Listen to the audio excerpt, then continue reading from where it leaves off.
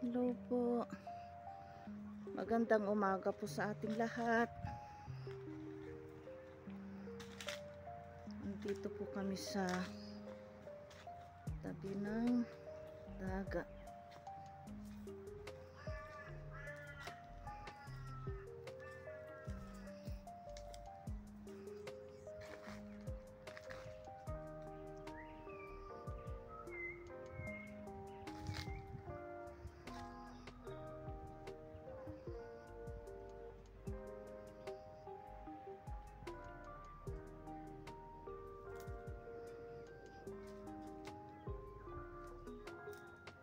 Paakyat na po yung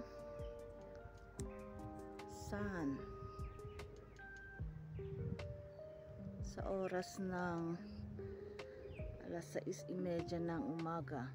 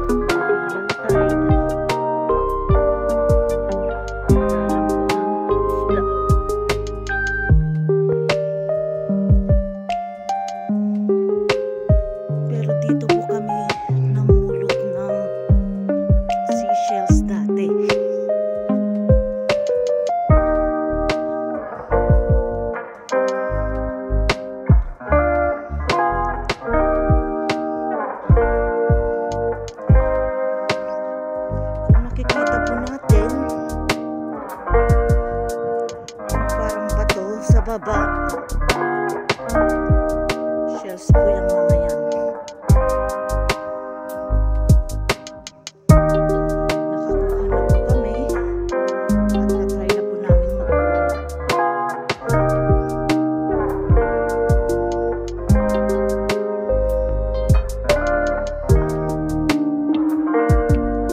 At yung mga shells po na yan, edible po. At sobrang sarap.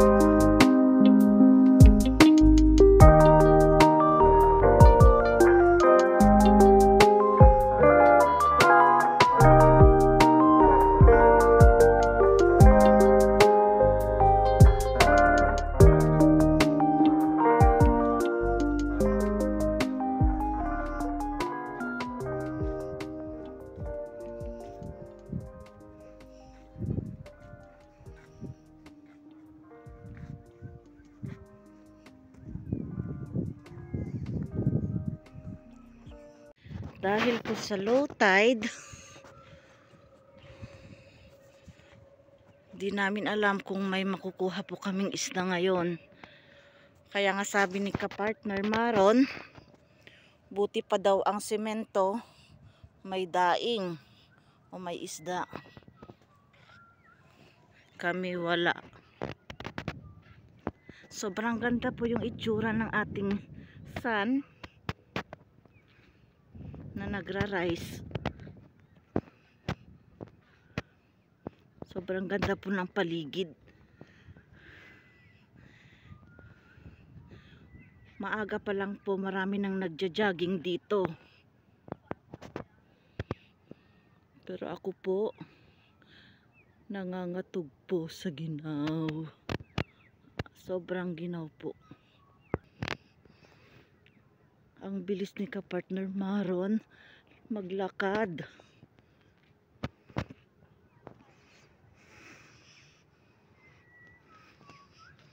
Sundan po natin siya hanggang sa may dulo. Meron din pong upuan dito sa may gilid, sa gitna, habang hinihintay po yung mga kasamang pupunta sa baba at titingin-tingin sa kagandahan ng lugar na ito.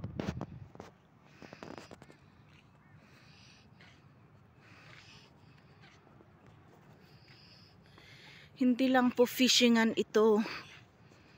Dito din po nagja-jogging yung mga tao, lalo na yung may mga edad na, pabalik-balik.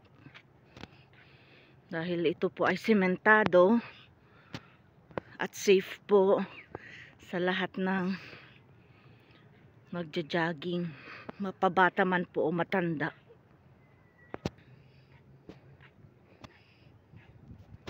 Sobrang low tide po. Mababaw.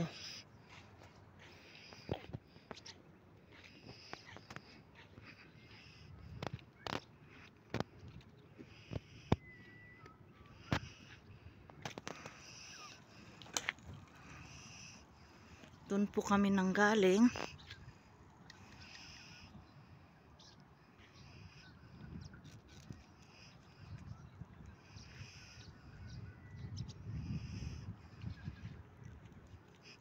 At dito po yung dulo ng Winum Jetty.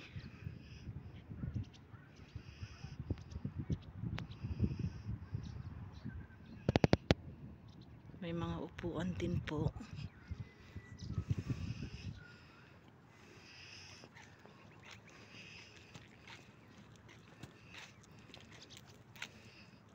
Pwedeng magdala ng pagkain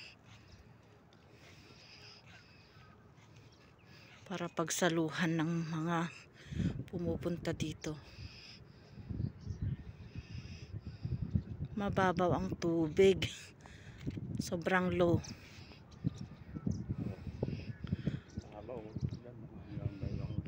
Low tide talaga.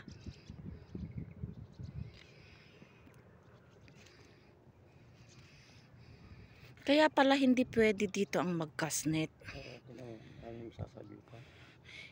Kasi Kahit hanggang dyan sa baba, pag nag-ano ka dun, pag high tide siya, puro bato, no? kasi bato. Pag tumama dyan sa mga tigrim-tigrim na yan, Oo, pag sira tumama ang dyan tunog sa niya. may mga tala-tala ba na wild dyan sa baba, Ayun, sabit na ang kasnet mo. mabupunit na yan, matatapos. Pero maganda lang po dito, fishing rod. Pag high tide. Kasi kagabi po, nagpunta po kami dito pero sobrang ginaw. Marami po kaming nadatnan dito pero ibang lahi at malalakas po kasi yung kanilang mga sounds. Kaya hindi po Nagpa-party sila. nagpa-party po sila dito kaya hindi po kami nagtuloy Mahirap na dahil mahirap na po't ibang lahi. Baka magkagulo, madamay pa po kami. mga So, Puerto Rican, saka mga ano, alam may mga isda India, doon oh. maliliit, Maliliit po na isda doon. paing. Oo. Pero mahirap na po kasi hindi po kami nag-i-steady dito kung alam namin na may mga ibang lahi na nagkakasiyahan. Delikado rin yung ibang lahat. Ibang lahi po kasi pag nagkagulo sila baka madamay po tayo ng kanilang gulo. So dyan po banda sila nagtutugtugan, nagkakantahan. Kaya hanggang pasyal lang po kami dito kagabi.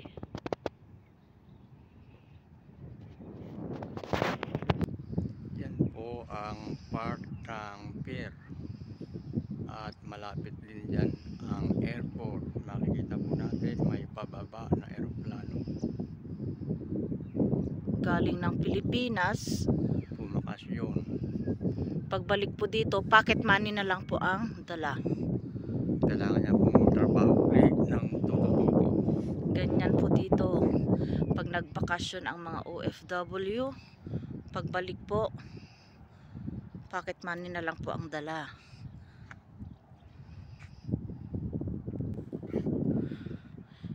So pabalik na po kami sa aming kotse, sa parking area. Yung swimming pool po doon hindi pa po napupuno ng tubig. Pupunuin lang po nila yan pag marami ng mga tao dito at bata. Kasi kada linggo, yun po ang banding po ng pamilya. Diyan po sila naglalangoy-langoy. Kasi ilang beses na rin po kami na nagpunta dito at nakita po namin kung gaano karami po ang tao kapag araw ng linggo.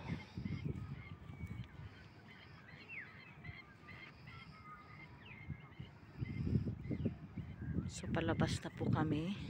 Gaya po ng sinabi ko, itong path po na ito ay hindi lang po daanan ng pupunta dyan mag-fishing, kundi lakaran din po ng mga nagja-jogging. So palabas na po kami hanggang dun papunta sa aming garahe. Sabi po ni ka-partner, yung isda po dito sa semento ay hindi po nila pinapansin. Dahil na hindi sila mahilig sa dried fish. Hindi po sila mahilig sa Bukas mo ba? dried fish. Buti pa nga daw po ang isda, ang semento may isda. Pero kami, wala po kaming nahuli kasi sobrang ginaw po kagabi. So imbis po na mag-steady po kami dito sa tabing dagat, nag-steady na po kami sa loob ng kotse. Ang ginaw po talaga hanggang ngayon. Umaga na po ngayon, may init na pero sobrang ginaw pa rin po yung simoy ng hangin. Ayan po, palabas na kami. Maganda lang po dito ang maglakad-lakad. Pero pag ganito naman po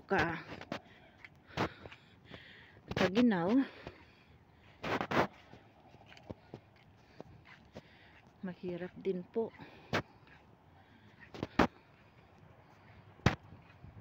Ang gandang park po ito. Ito po ay ginawa, intended po para sa publiko, kung saan sila ay maglalakad-lakad, mapamatanda man o mapabata. Pero yung pwesto na yan, kung saan pumupunta si ka-partner, yan po yung lugar ng mga bata. Doon po, swimming pool po doon, tapos CR po yan, at yan po ay lugar po or parke ng mga bata.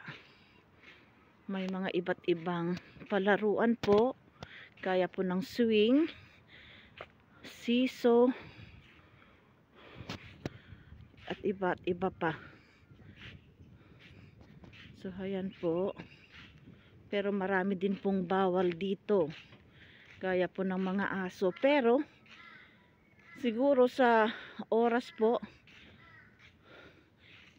ninanakaw-nakaw na lang po nila yung magdala dito ng aso. Kasi dito, no dogs, no running dito sa premises po ng mga bata.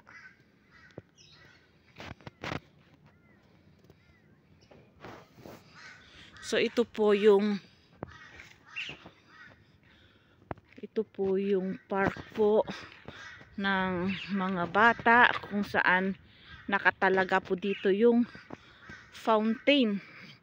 Pero saka lang po nila binubuksan yan kapag naandito na yung mga bata na maglalaro-laro.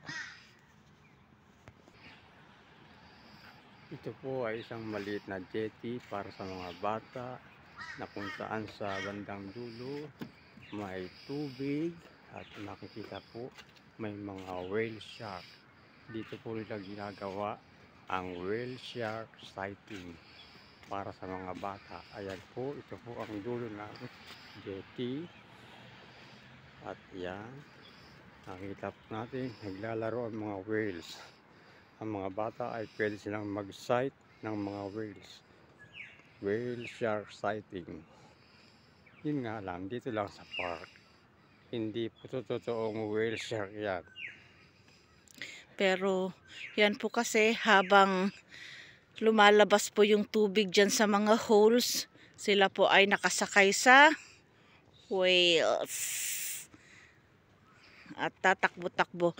Pero ito po, hindi pa po dumarating yung naglilinis, kasi nga po puro puno po dito, kaya marami pa pong mga dahon-dahon.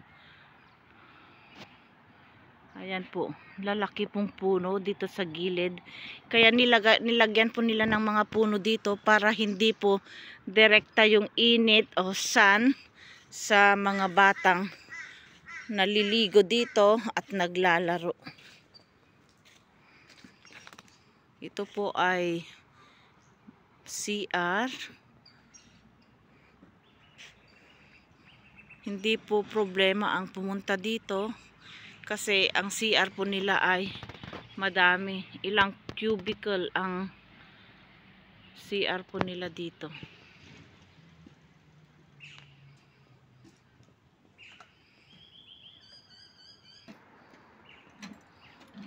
May bombahan pa po sila.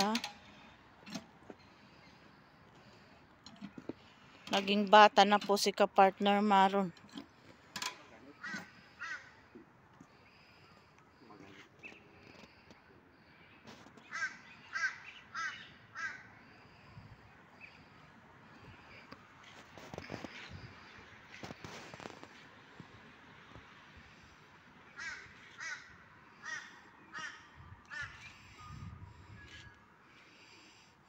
May mga fast food houses po doon, kung saan pwede tayong bumili ng mga merienda, fish and chips, at iba't iba pa.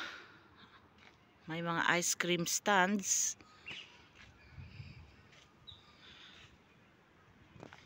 Kaya ang lahat ng pupunta po dito ay hindi po magugutom at gagastos po sila, lalo na yung may mga kasamang bata. So sa baba po ng tubig, hindi na po kami tutuloy doon para mag-fishing. So babalik na po kami sa aming kotse at pupunta po kami sa ibang lugar. Ang dami pong mga ibon, kalapati. Kaninang umaga, hindi ko po alam kung hiron po yung mga ibon na yon. Kasi karamihan po kasi na pumupunta po sa dagat yung mga lumalangoy doon at nanghuhuli ng malilit na isda. Hiron po ang tawag doon. Ang dami po dito kaninang umaga. Pero hindi po ako makalabas ng kotse kasi sobrang ginaw po. Kaya ngayon, ayan po, hili-hilera po yung mga kalapati dito. Dahil po sa madaming puno at malalago, dito po sila naglalagi. Ayan. Andyan oh. Tingnan nyo po itong puno na to. Ang ganda po ng itsura, parang daliri. Tapos matataba na po yung kanilang branches. Kung saan inuupuan ng mga ibon at kalapati.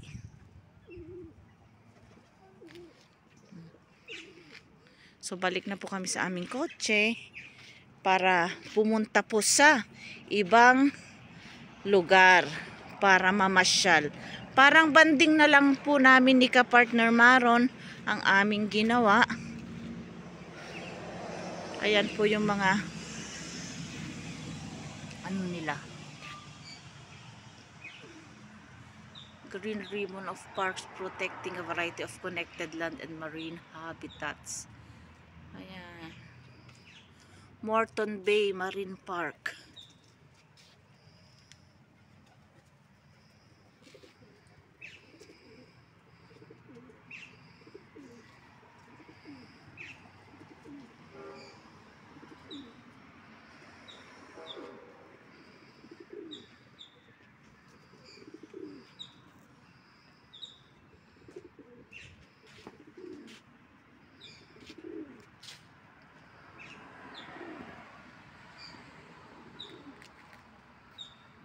Sa lahat po ng may gustong pumunta dito, ito po yung contact numbers ng mga officials.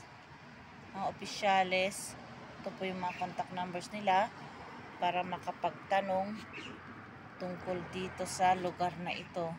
Yung mga gustong pumunta at mag bakasyon o mamasyal. Ayan po.